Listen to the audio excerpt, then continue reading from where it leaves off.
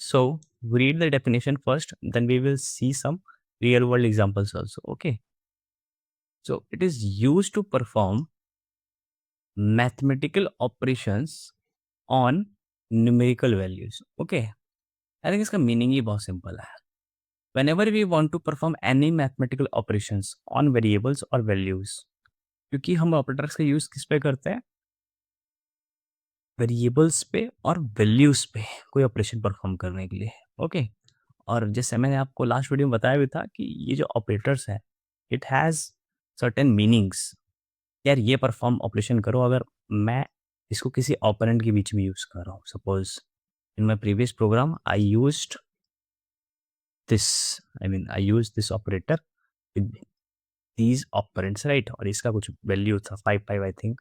Okay. तो ये donate करता है. अगर मैं यही ये बोल दूँ यार ए मॉडुलो बी, तो it means it wants these operands to perform this operation. कौन सा ऑपरेशन? की रिमाइंडर फाइंड करके दो. ओके.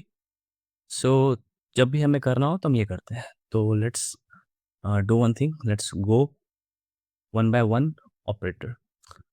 तो प्लस सिंपल है. एडिशन जब हमें करना हो तो नॉर्मली इसका यूज़ करते हैं.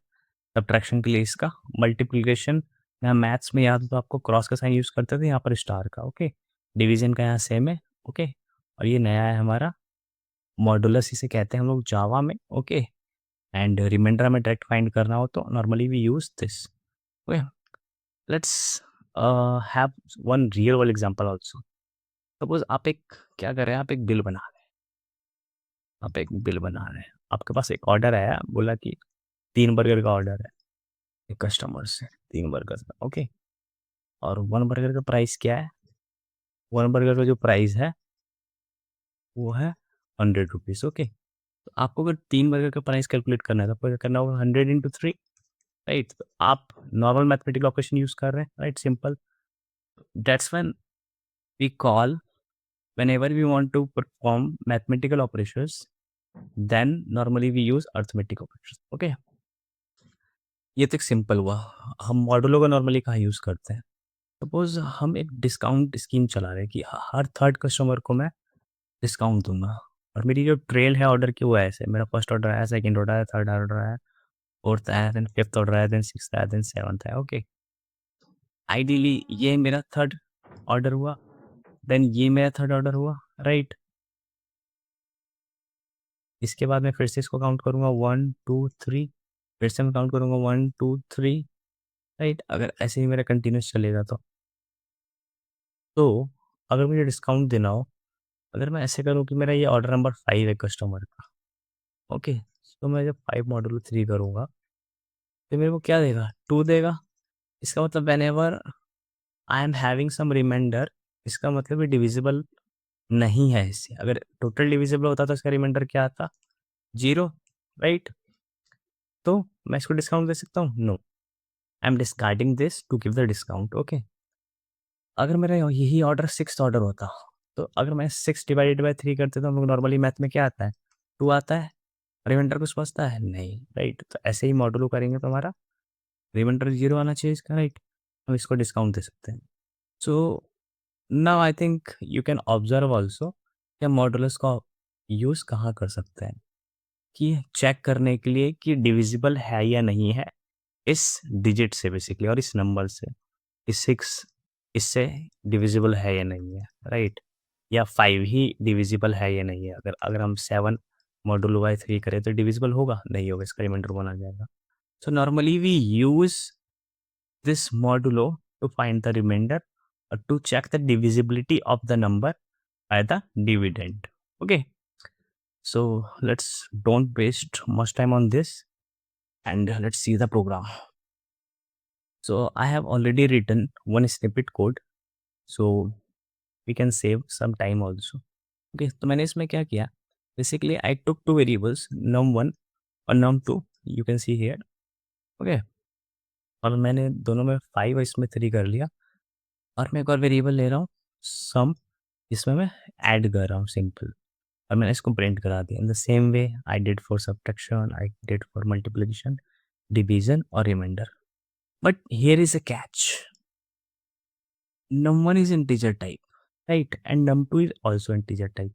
तो जो इसका रिटर्न टाइप होना चाहिए, क्या होना चाहिए? इंटीजर होना चाहिए, राइट? अगर मैं 5 डिवाइडेड बाय 3 करूँ, तो मेरा आइडियली रिजल्ट आना चाहिए मैथ में 1.66। लेकिन क्योंकि प्रिसीजन वैल्यू है और हमने इंटीजर डिवाइडेड बाय इंटीजर किया है, तो हमको रिजल्ट क्या मिलेगा? इंटीजर में मिलेगा। 5 डिवाइडेड बाय 3 रिजल्ट क्या आएगा? 1 आएगा, और मैं इस जो भी प्रिसीजन वैल्यू है बेसिकली इसको इग्नोर कर दूंगा। क्यों? क्योंकि मैंने इंटीजर डिवाइडेड बाय इंटीजर किया है। Okay, so I am ignoring this value. अगर मेरे को इस वैल्यू को सच में लाना है प्रेम में, तो मैं क्या करूंगा? मुझे इन दोनों वैल्यू में से किसी एक वैल्यू को डबल या फ्लोट बनाना पड़ेगा। क्यों? क्योंकि I know whenever I want to store value in precision, then I have to use either float data type और डबल डेटा टाइप, राइट? तो इसे हम रियल प्रोग्राम में ऑल्सो देखेंगे। Okay, in the same way I wrote the program for remainder also. So let's see example on online compiler. The same program I have written here also. Let's run this first. Yeah, so you can see the result. 8 expected, 5 plus 3 is 8. Subtraction 2, 3 into 5, 15. Right, division 1, as I told you, like क्योंकि हमने integer divided by integer किया, ideally we should get the integer value also. हमने 1.66 को ignore कर दिया होगा, right? Reminder में 5 modulo bye 3, इसका मतलब रिमाइंडर 2 होगा। some let's make some change here.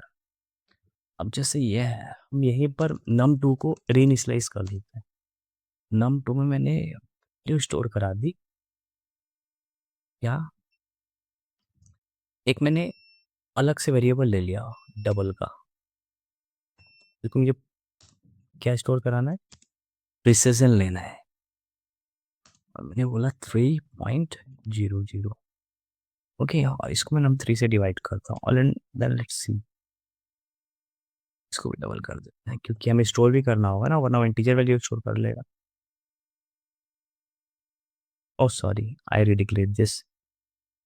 Should give error. Yeah, it gave double num3.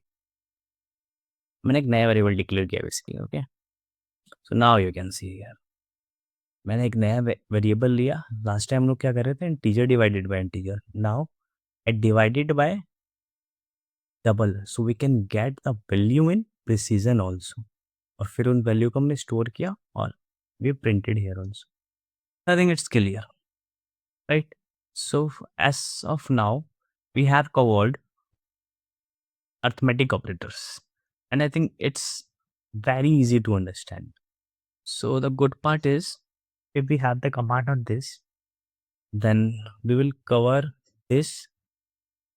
After that, this, and we are not going to cover this part because this is not important as of now. So we will cover this topic later. So don't be afraid कि यार बहुत सारे topics हैं। बहुत सारे topics नहीं है, ये बहुत इंपॉर्टेंट टॉपिक है। इसके बाद ये भी काफ़ी इंपॉर्टेंट टॉपिक है। So let's start this topic, comparison operators.